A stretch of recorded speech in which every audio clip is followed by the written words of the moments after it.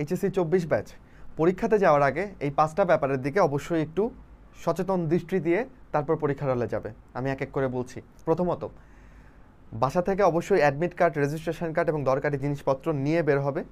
এখানে একটা ভুল যেটা করে ফেলে স্টুডেন্টরা, ছোট নোট বা বইয়ের অংশ বা কিছু জিনিস এগুলো অনেক সময় নিয়ে পরীক্ষার হলে চলে যায়। এটা অবশ্যই গেটের বাইরে রেখে যাবে।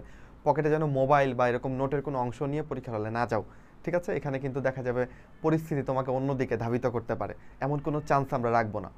সেকেন্ডলি, বাসা থেকে অবশ্যই আগেই প্ল্যান করা থাকবে আমাদের প্রত্যেকটা পরীক্ষার জন্য আমি কতক্ষণ সময় পাচ্ছি প্রত্যেকটা প্রশ্নের জন্য, এবং ওই সময় অনুযায়ী যেন আমি অ্যান্সার করি।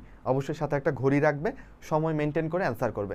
থার্ডলি, প্রশ্ন পাওয়ার পরে সবথেকে ভালো যে প্রশ্নটা পারো সেটা দিয়ে অ্যান্সার করা শুরু করবে, এবং কোনো প্রশ্ন ছেড়ে আসবে না।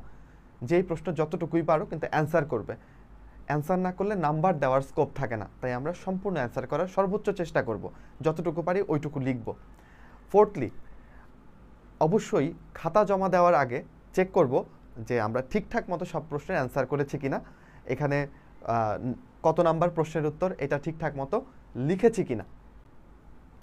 আর পঞ্চমত ব্যাপার হচ্ছে অবশ্যই যেখানে দরকার ছবি আঁকার চেষ্টা করবে বায়োলজির ক্ষেত্রে, এবং জিনিসগুলো একটু সুন্দর করে উপস্থাপনের চেষ্টা করবে। পয়েন্ট আকারে, ছক আকারে উপস্থাপন করলে টিচাররা নাম্বার দিতে অনুপ্রাণিত হয়। এই কয়েকটা ব্যাপার মাথায় রেখে পরীক্ষাটা ভালো মতনে শেষ করো, পড়াশোনাটা ভালো মতনে করো, কৌশলটা ঠিক মতো জেনে নিও নাম্বার কিভাবে নিয়ে আসতে হয়। ইনশাল্লাহ তুমিও ভালো করবে। দোয়া এবং শুভকামনা। আসসালামু আলাইকুম।